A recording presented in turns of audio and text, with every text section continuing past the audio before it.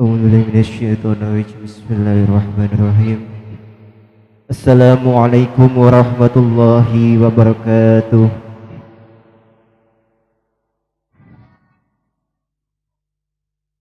أعوذ بالله من الشيطان الرجيم بسم الله الرحمن الرحيم الحمد لله الذي جعل من الناشئين وأفهاما من علوم العلماء الراشدين والصلاة والسلام على من تبين دين آيات الكفار والفاتحين وعلى آله وصحبه الذين كانوا بشواهد رسلنا الصالحين أما بعد. Ingkang kawula hormati para alim ulama wonten ing dusun Grogol meniki lan ingkang kawula hormati panjenenganipun pengasuh Pondok Pesantren Bustanul Islam inggih menika Romo Kiai Ahmad Musakam lan Ibu Nyai wa ahlul baitihi. Lan ingkang kawula hormati sesepuh bini sepuh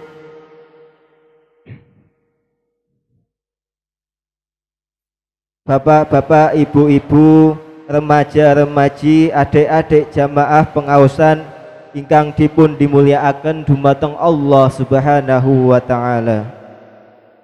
Pertama lan ingkang utama monggo kita sareng-sareng muji syukur dumateng Allah Subhanahu wa taala ingkang sampun maringi pinten-pinten kenikmatan arupi nikmat iman lan Islam, nikmat sehat lan sempat sehingga wonten ing dalu menika kita saged sareng-sareng makempal wonten ing pengacara pengausan ing dalu meniki.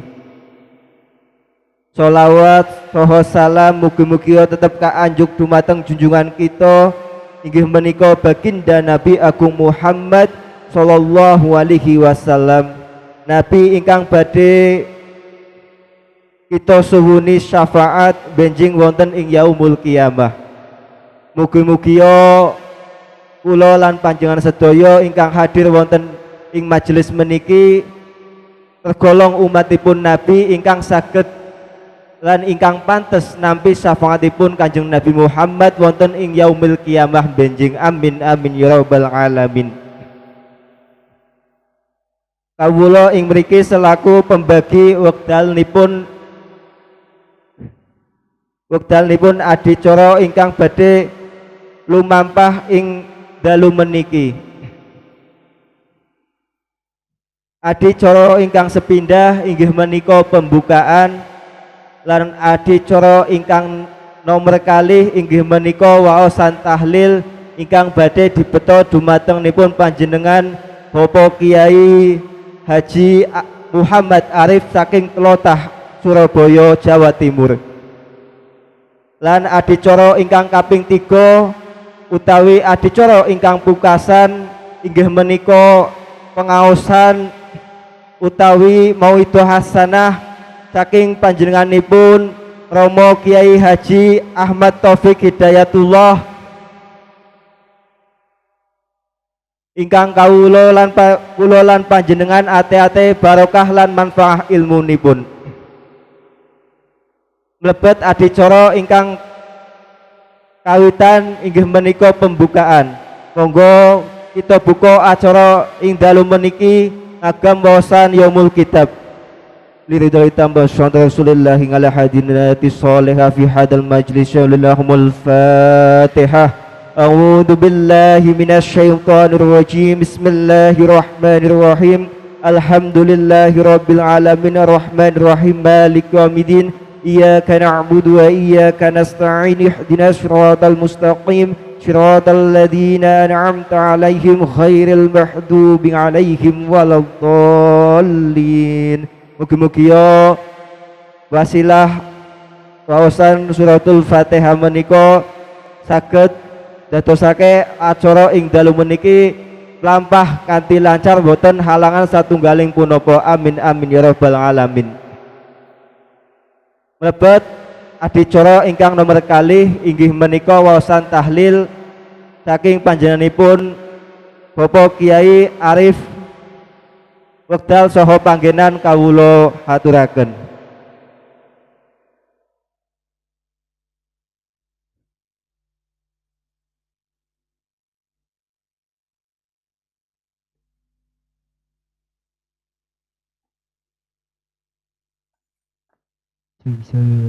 Assalamualaikum warahmatullahi wabarakatuh.